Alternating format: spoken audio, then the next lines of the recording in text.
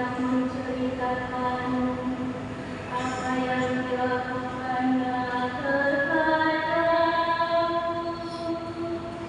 Terpujilah Allah yang tidak menolak doaku dan tidak menjauhkan kasih setianya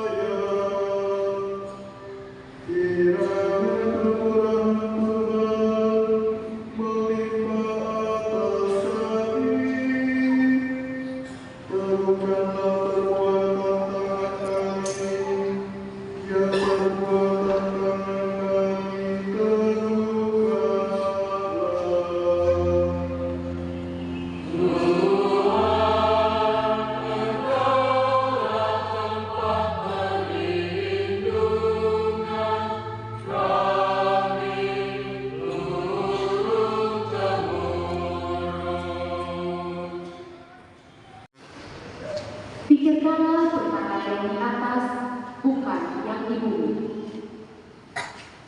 Sebab kamu telah mati, dan hidupmu tersembunyi bersama dengan Kristus dalam Allah. Kristuslah hidup kita. Apabila Dia menyatakan diri kelak, kamu pun akan menyatakan diri bersama dengan Dia dalam kemuliaan. Dalam keadaan yang baru ini, tiada lagi orang Yunani atau orang Yahudi, orang bersunat atau tak bersunat, orang barbar atau orang miskin, budak atau orang merdeka. Yang ada hanyalah Kristus di dalam semua orang.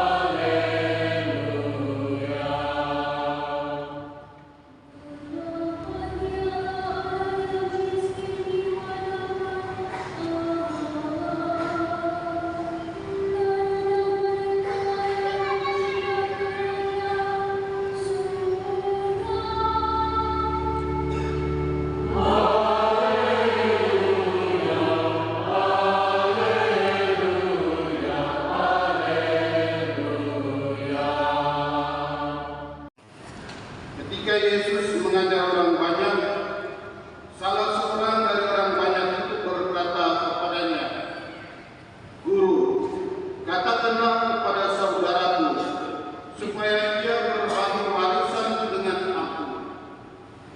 Tetapi Yesus berkata kepadanya, "Saudara, siapakah yang telah mengangkat aku menjadi hakim atau penengah bagi kamu?" Kata Yesus lagi kepada orang banyak itu, "Berjaga-jagalah dan waspadalah terhadap segala ketamakan. Sebab walaupun seorang berlimpah-limpah hartanya, hidupnya tidaklah tergantung pada kekayaan itu." Kemudian Yesus menyampaikan kepada mereka perumpamaan berikut. Ada seorang kaya, tanahnya berlimpah-limpah hasilnya. Ia bertanya dalam hatinya, "Apakah yang harus aku lakukan? Sebab aku tidak mempunyai tempat untuk menyimpan segala hasil tanahku." Lalu katanya, "Inilah yang akan aku lakukan. Aku akan merombak lumbung-lumbungku, lalu mendirikan yang lebih besar. Dan aku akan menyimpan di dalamnya semua gandum dan barang-barangku. Sesudah itu aku akan berkata kepada jiwaku, 'Jiwaku, engkau memiliki banyak barang, tertimbun-timbun untuk bertahun-tahun lamanya. Beristirahatlah, makanlah, minumlah, dan bersenang-senanglah.' Tetapi Allah bersabda kepadanya, 'Hai engkau orang bodoh, pada malam ini juga jiwamu akan kuambil dari dirimu. Dan bagi siapakah nanti apa yang telah engkau sediakan itu?' Demikianlah jadinya dengan orang yang mengumpulkan harta bagi dirinya sendiri, jika ia tidak kaya di hadapan Allah."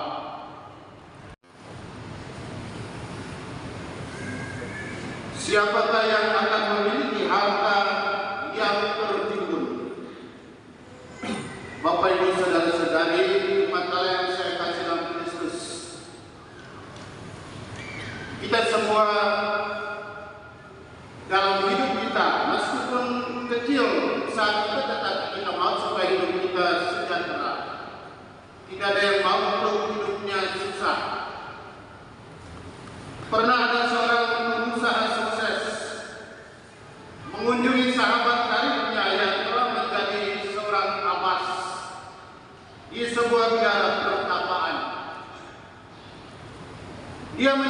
mengajak niatnya kepada bruder penjaga pintu gerbang bahwa dia ingin menjumpai sahabat masa kecilnya. Tidak hanya itu, tetapi untuk membahagiakan kawan karibnya itu. Apalagi yang dia bawa serta pada saat itu sejumlah barang berharga. Mendengar itu, bruder penjaga pintu tertawa agak sinis. Dia berkata, "Saudara, tidak perlu Anda mengajarkan pimpinan kami ini untuk hidup bahagia. Tidak perlu lagi. Dia itu orang yang paling bahagia dari antara kami dan sangat menikmati hidupnya walaupun dia tidak memiliki barang-barang material." Itu kata bruder penjaga pintu. Bapak Ibu saudara-saudari, umat Allah yang saya kasih dalam Kristus, kisah kecil ini menghantar kita untuk melihat fakta hidup kita setiap hari. Seringkali banyak orang berpikir bahwa kebahagiaan itu dapat diperoleh lewat keberhasilan yang mereka miliki. Kita lihat di dalam struktur pemerintahan dan tidak hanya berusaha untuk menjadi orang yang biasa-biasa saja, tetapi dia berusaha terus supaya dia bisa kejar pangkat yang lebih tinggi, posisi yang lebih tinggi.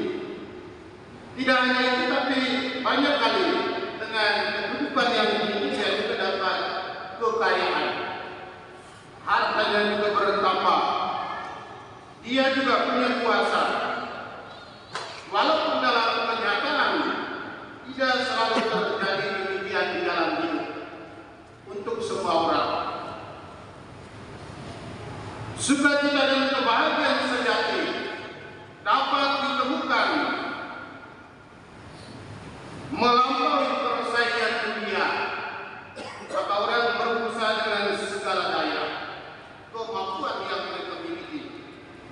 Yesus sendiri pernah berkata dalam Injil, "Aku datang supaya kamu memiliki hidup dan mempunyainya dalam segala kelimpahan." Kita baca dalam Injil Yohanes tentang gembala yang baik. Salah satu bentuk nyata untuk mendapatkan hidup dalam kelimpahan itu adalah dengan berdoa. Kita berkomunikasi dengan Tuhan Allah melalui Tuhan Yesus Putranya. Kita melakukan perbuatan-perbuatan amal, kasih yang nyata terhadap orang-orang yang susah hidupnya. Banyak umat katedral yang sudah menunjukkan kepedulian itu.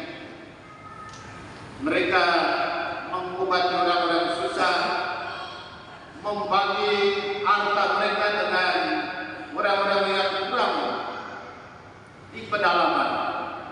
Secara material, makan minum yang susah mereka bantu. Dan Bapak Ibu jangan lupa orang yang merasa di sebelah kiri saya itu, mereka ini juga susah untuk dapat dana tamu gereja. Jadi setelah ini semua umat katedral beli supaya supaya mereka cepat pulang. Ini kepedulian nyata.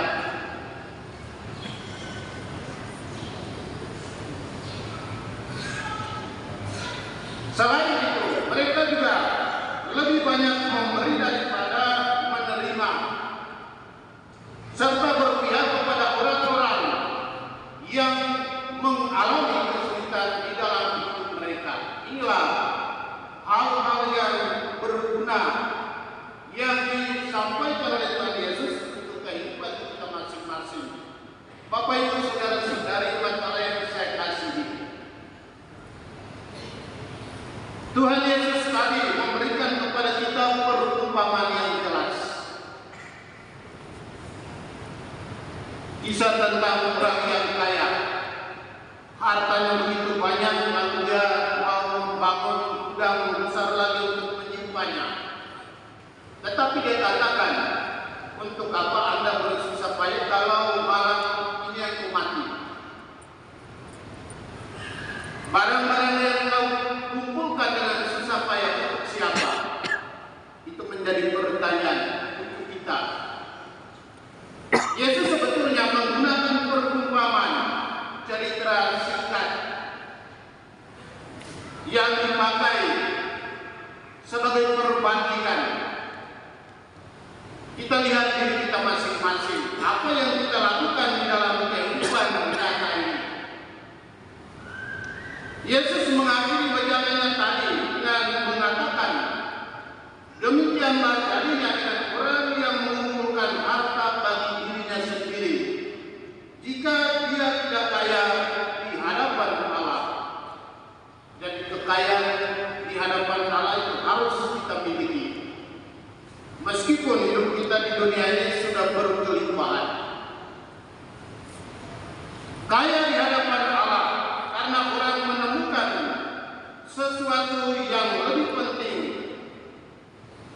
hal yang lebih bernilai daripada sekedar memperoleh atau mengumpulkan harta kekayaan dunia untuk memenuhi kebutuhan diri kita. Hal yang lebih penting itu terletak di dalam kemampuan dan kerelaan kita untuk memberi. Kita digerakkan dalam hati kita untuk membela rasa terhadap sesama kita. Kaya di hadapan Allah berarti lebih banyak memberi, bukannya menerima.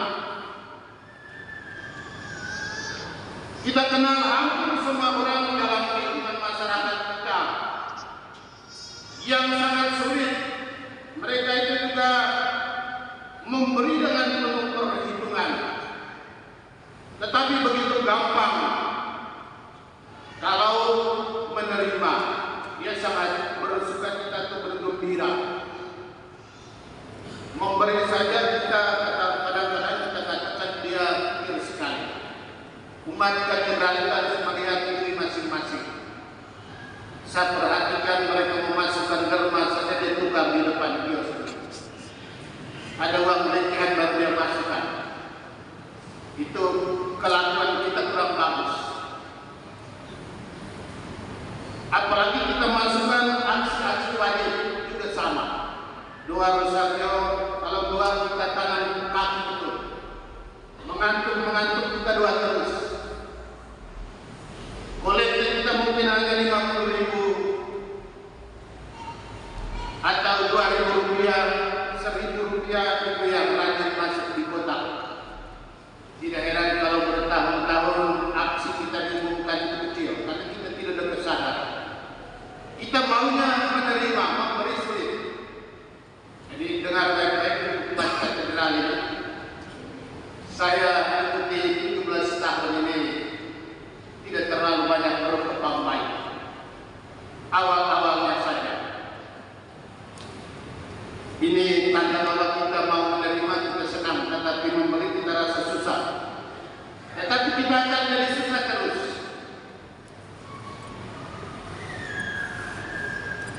Saudara-saudara Bapak Ibu sekalian yang saya kasih dalam Kristus, sesungguhnya orang yang sungguh percaya kepada Tuhan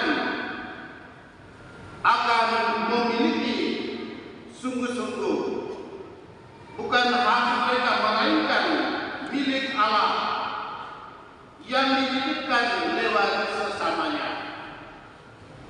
Mereka juga percaya bahwa apa yang mereka miliki adalah pemberian yang dipercayakan Allah kepada mereka sebagai deposito hingga pada batas waktu tertentu atau tak terhingga. Bapak, Ibu, saudara-saudari, Tuhan Yesus tegaskan tadi, setelah tiba waktunya mereka ini akan mempertanggungjawabkan kembali kepada Tuhan Sang Pemilik yang telah mempercayakan segala sesuatu kepada mereka, kepada kita, untuk disimpan atau disalurkan kepada sesama. Sebab itu punya milik Tuhan dengan sesuka hati. Karena pada saatnya juga kita akan mempertanggungjawabkannya kepada Tuhan Sang Pemberi kehidupan dan kelimpahan kepada kita. Dengan demikian maka kaya di hadapan Allah juga berarti kita tahu untuk mengatur kehidupan kita. Bukan semata-mata menurut keinginan kita, melainkan atas keinginan Allah yang telah menganugerahkan hidup kepada kita. Orang yang diceritakan dalam Injil tadi, yang datang tanya kepada Tuhan Yesus, Yesus katakan, saya sejak kapan kamu angkat saya menjadi hakim? Maka Yesus langsung menceritakan perumpamaan tadi.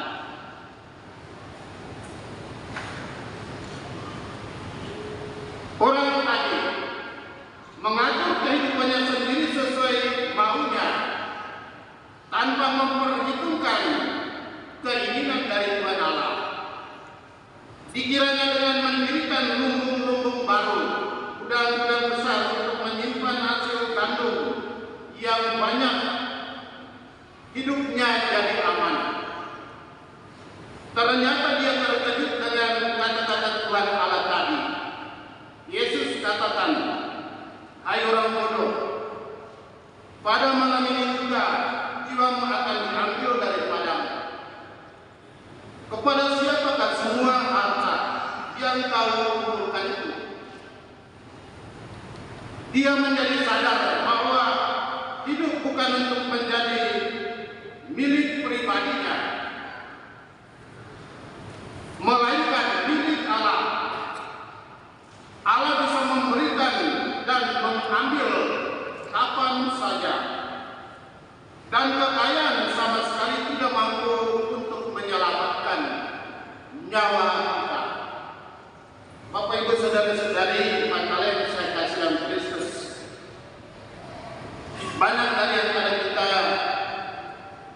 sudah menjadi pejabat, sudah punya tugas, banyak yang hidupnya sukses karena ada usaha yang baik, yang besar. Tetapi semuanya itu ada masanya. Pelan-pelan kita alihkan kepada orang lain. Bahkan sampai kita mati kita tidak bawa semuanya.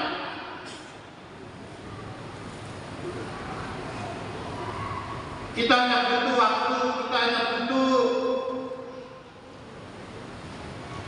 tanah, mungkin hanya 1 kali 2 meter.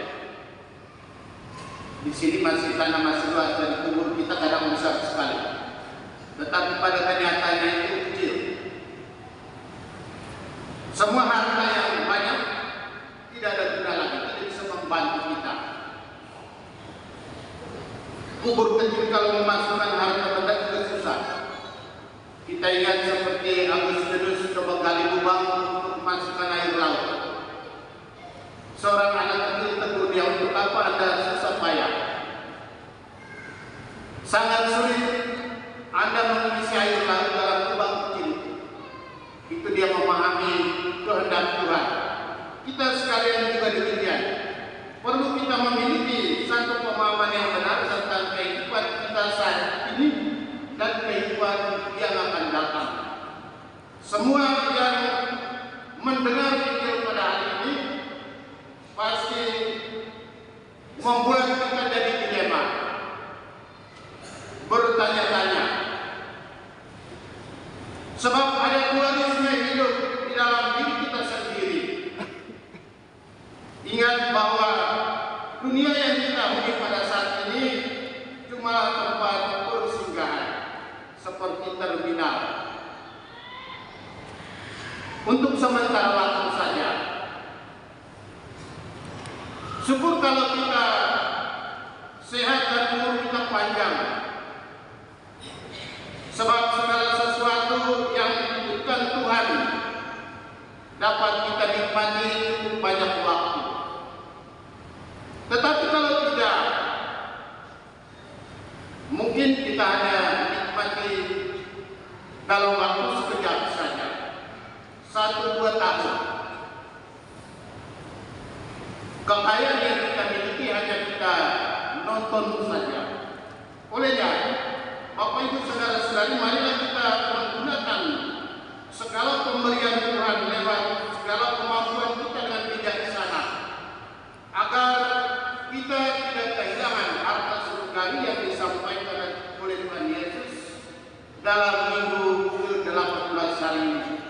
Saudara-saudari Bapak Ibu sekalian, kebahagiaan sejati tidak terletak di dalam mengakumulasi kekayaan, melainkan dalam membatasi keinginan dunia.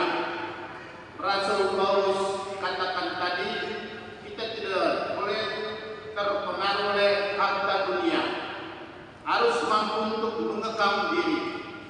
Atau pengkhotbah katakan tadi, kalau kita lebih banyak terpengaruh oleh harta duniawi, maka semua itu sia-sia, tidak ada guna.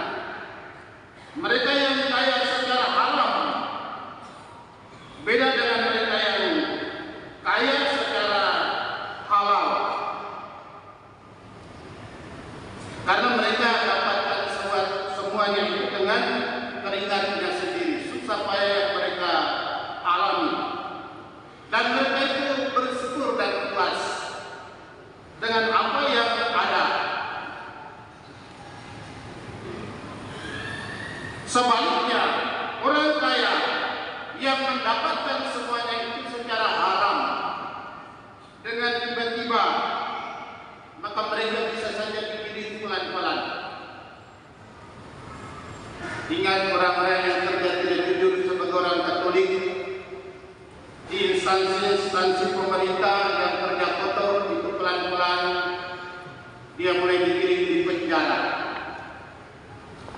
karena mengelola keuangan milik masyarakat orang miskin dan tidak jujur, tidak baik. Lalu setelah itu dia mulai sakit karena stres. Uang itu keluarkan untuk bayar rumah sakit. Bayangkan, mungkin saja miliaran rupiah bisa habis dalam waktu singkat karena penyakitnya itu yang besar-besar. Itu karena kita dapatkan secara haram, tidak baik, tidak pantas. Karena itu Injil pada hari ini memberikan kita suatu pemahaman untuk hidup bijaksana. Tidak harus kita setelah misa langsung kita mengosongkan rumah kita untuk bagi kepada orang miskin, itu juga terlalu radikal. Tuhan tentu juga tidak terima, karena dengan itu kita menelantarkan anggota keluarga. Kalau kita inginkan harta surgawi, maka perlu kita membenahi diri kita, menjadikan firman Tuhan pada hari ini untuk inspirasi hidup kita. Kita mendapatkan kekayaan nilai iman, sehingga kita bisa merubah diri kita yang pantas sesuai dengan tuntutan Tuhan Yesus. Marilah Ibu Bapak, saudara-saudari, kita juga bertanya pada diri kita sendiri, bagaimana kita membangun sikap dan pemahaman kita yang benar terhadap harta yang kita miliki saat ini.